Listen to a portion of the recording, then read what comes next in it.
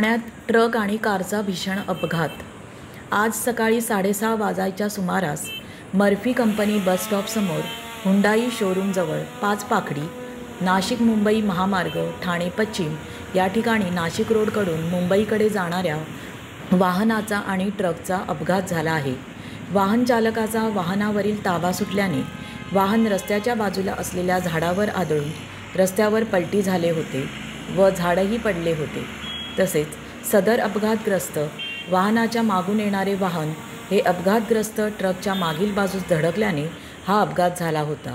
सदर घटनास्थळी शहर वाहतूक पोलीस कर्मचारी, नौपाडा पोलीस कर्मचारी, आपत्ती व्यवस्थापन कक्षाचे वाहन तसेच अग्निशमन दलाचे जवान फायर वाहनासह उपस्थित होते।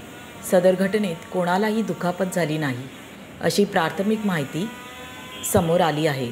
या रस्त्यावरील वाहतूक सुमारे 1 तास रस्त्याच्या एका बाजूने संथ गतीने सुरू होती।